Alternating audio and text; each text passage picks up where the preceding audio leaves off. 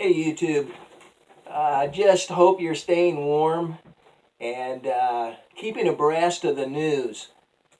I make a daily stop early in the morning at the Drudge Report. It gives a window to the soul of America. It's one of the great success stories in America today is what Matt Drudge has done and how he started that amazing website from the garage of his home.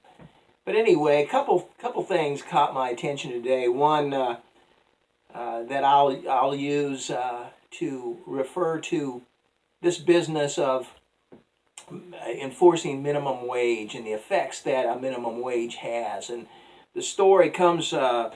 Drudge linked up an article from the Guardian, and the title of the article is "Whole Foods Cuts Workers' Hours After Amazon Introduces Minimum Wage." And you're probably aware of the fact that Amazon purchased Whole Foods, incorporated them into their new business model. They're really going after that grocery market.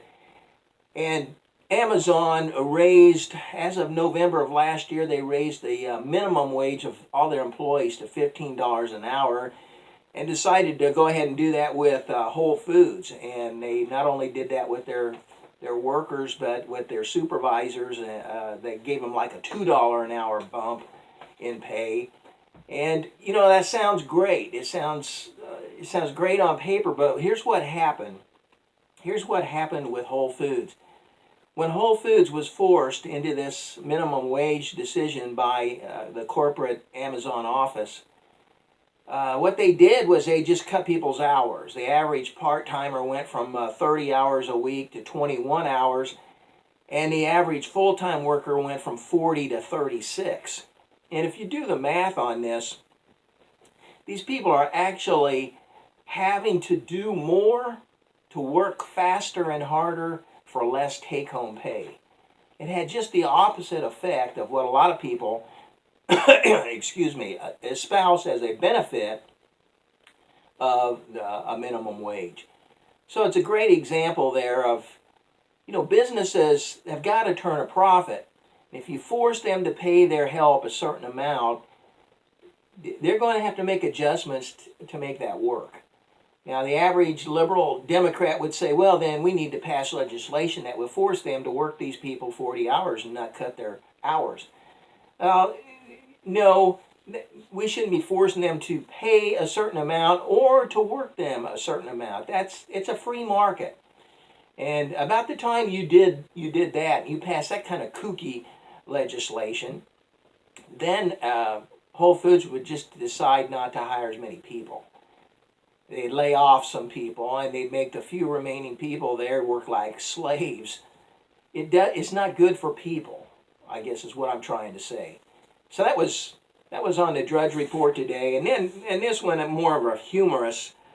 It's humorous and it's tragic all in one story. But this was originally from the Los Angeles Times.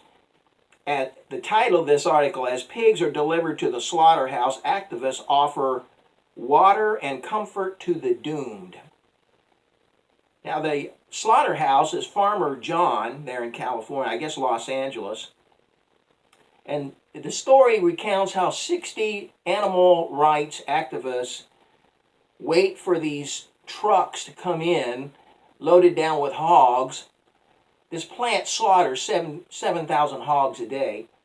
And when these trucks come in, it says these activists, who are mainly baby boomers — that's disappointing, I'm a baby boomer — and millennials, I can believe that one, gather around, and they have a couple people running spotlights, and one of them running a camera, and they give the poor little piggies a drink of water, you know, their last drink of water. And the story recounts how some of them massage the little pigs, give them a little comfort massage.